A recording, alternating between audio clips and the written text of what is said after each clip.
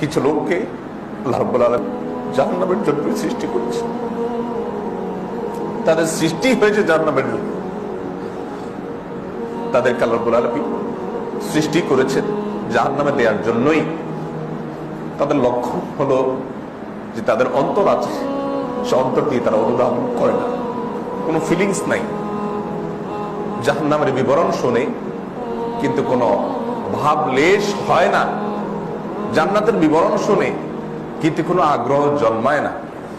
রমাদান আসে, আবার রমাদান চলে যায়, অন্য 10টা মাসের মতো খেয়ে পরে ঘুমিয়ে উঠে বসে অন্য 10 মাসের মতো সাধারণ সময়ের মতো কাটিয়ে দেয়।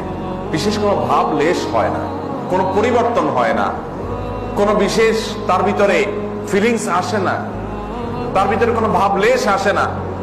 এটা লক্ষণ খারাপ, এটা জাহান্নামী হওয়ার লক্ষণ, এটা আলামত খারাপ যে অন্তর আছে কিন্তু অন্তর দিয়ে অনুধাবন করার মতো, উপলব্ধি করার মতো শক্তি হারিয়ে গেছে। অন্তর কাজ করে না, নিষ্ক্রিয় হয়ে গেছে। চোখ দিয়ে দেখছে রমজান আসছে কিন্তু কোনো ফিলিংস নাই। চোখ দিয়ে আল্লাহর কালাম পড়ছে, কোনো বিশেষ অনুভূতি নাই, কোনো উপলব্ধি নাই, কোনো ভাবলেশ নাই। কান দিয়ে শুনছে কিন্তু কোনো পরিবর্তন নাই। এটা লক্ষণ খুবই খারাপ ভাই।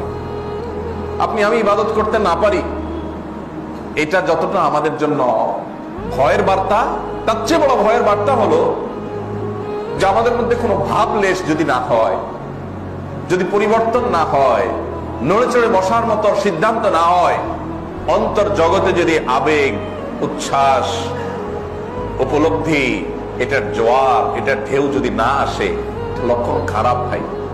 এটা জাহান্নামী হওয়ার লক্ষণ। জাহান্নামী মানুষদের মার্কা হলো যে তাদের অন্তর আছে, সেটা দিয়ে উপলব্ধি করে না। তাদের চোখ আছে, দেখে কিন্তু শিক্ষা গ্রহণ করে না। কান দিয়ে শুনে কিন্তু তাতে কোনো পরিবর্তন হয় না। এটা লক্ষণ খারাপ ভাই।